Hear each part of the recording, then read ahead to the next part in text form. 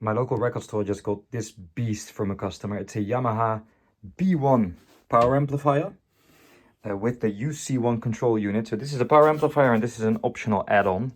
I don't know if it works. I do know that if it doesn't work and it puts out DC, those will literally catch fire because this thing has some balls. It weighs, and I'm not overdoing this, cannot lift it with one hand. Here we go. 42 kilos, that's about 100 pounds. Just ridiculous. Anyway, I'm gonna plug it in and see if the lights stay on. So far so good, here goes. Oh, the lights did blink. Oh my god, all the volume is down. I'm gonna turn this one down as well, just to be sure. Just give it a little bit. Start the music, okay. Now, I hooked it up to input one. This thing, or output one rather, this thing, whoa, what was that? For some reason has 10 speaker outputs. 10. I don't know why. This should be 1. So, let's see if we can get something on the VUs. No? Okay, let's turn the speakers on, see what happens. Overload. That can't be good. That can't be good. Do we have signal? We do have some signal, yes. Overload is on, so the overload protection is turned on. There is indeed no sound whatsoever. Oh, something. That was a click. Do we get any sound? Well, we do get and off again. So it's clearly broken. The reason we don't hear anything is actually I forgot to plug in the source. So I'm going to do that, see if, for the brief seconds that it works. There it goes again. We get sound because I did hear crackle coming from the speakers. Does it go in overload again? It does not. Okay, let me plug in the source. Let me first turn the volume down again. It's a bit scary, this one. Okay, we should now have a source. Oh.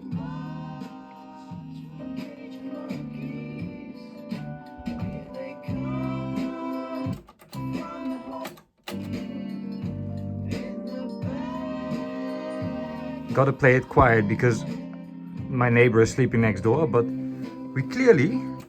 Oh, we can get the views to work without sound. That's cool. There they go. They are very nervous, actually. I expect them to be a bit more impressive, but if I give it a little more here... Oh, that's a bit much, maybe. There they go. That should be 100 watts if I now turn on the speakers. Let's not do that. It didn't sound great, I'm not gonna lie. Let me turn off this EQ. That was already off, okay. Volume down, speakers on.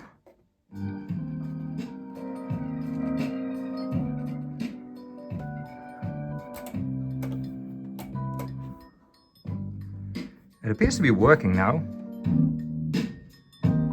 I think one of the reasons it doesn't sound great is because I can't turn it up enough. I don't think it's really meant to be used this quietly.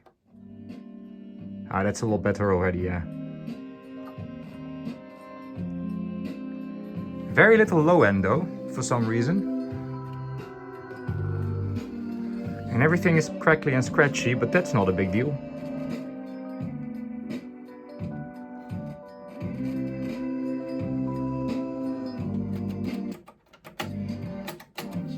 So you can only turn on one set of speakers at the same time, at one time.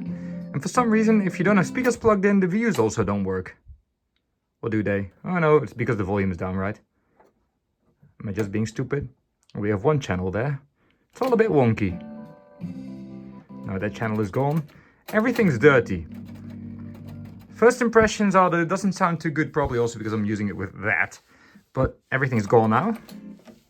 But I think with a clean of the switches and such, of the UC1, I think this should at least work, and it doesn't go into overload anymore, which is good. So the UC1 literally just clips to the front. It's very heavy.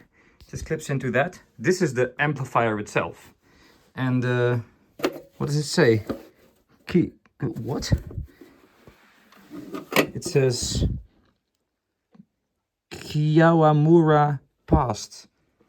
This is probably not a Euro model. I probably should have checked the voltage on the back, actually. It may have been on 110. It wasn't clearly because it didn't fry, but...